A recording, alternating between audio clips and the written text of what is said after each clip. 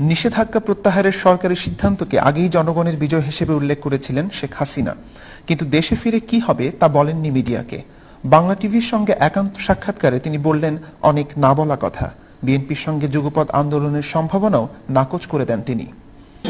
তাদের সঙ্গে আমাদের আন্দোলন করার কিছু নাই, কারণ আজকে তাদের কারণে দেশের এই অবস্থা।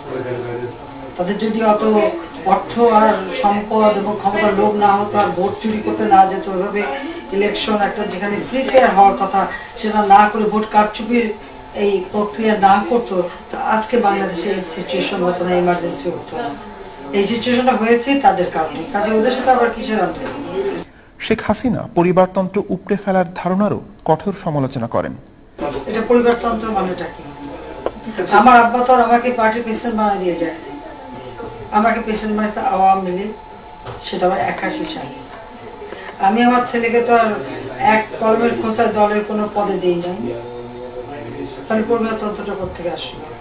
বরং যেমন কোনো একটা পত্রিকার মালিক বা পত্রিকার এডিটর ছিল, সে মালিক হয়ে গেল, তার মৃত্যুর পর তার ছেলে যদি এডিটর হয়, সেটা পরিবারতন্ত্র না? বা কোনো একজন ব্যারিস্টার, তার অনেক মক্কেল আছে, তার মৃত্যুর পর তার ছেলে বা মেয়ে যদি ব্যারিস্টার হয়, তো সে তো ওই মক্কেলগুলি পায়, তো এটা কি পরিবারতন্ত্র না?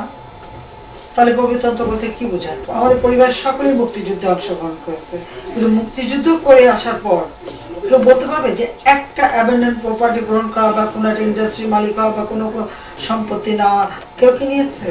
5 বছর আমি তো ক্ষমতায় ছিলাম, আমার ছেলেকে নিয়ে কি আমি চোর বানিয়েছিলাম না সম্পত্তি দখল করতে বা ভোগ করতে দিয়েছি? তো আমার বাবা প্রেসিডেন্ট ছিলেন, আমি কি বাংলাদেশে কোন সম্পত্তির মালিক হয়েছি বা বাংলাদেশে কোন ইন্ডাস্ট্রি মালিক হয়েছে, বাড়ির মালিক হয়েছে, গাড়ি হয়েছে, কোনো কিছু নিয়েছে? তা তো নেই। কাকে বলে? এদিকে বিবিসিকে দেওয়া আরেক সাক্ষাৎকারে 2008 সালের ডিসেম্বরের সম্ভাব্য নির্বাচনী উদ্যোগের সমালোচনা করেন তিনি। I think it is too far away.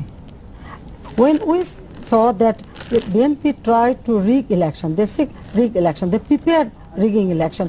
That time people come out on the street to establish their right to vote and choose their own government. So you cannot say that it is a rivalry between two parties. No.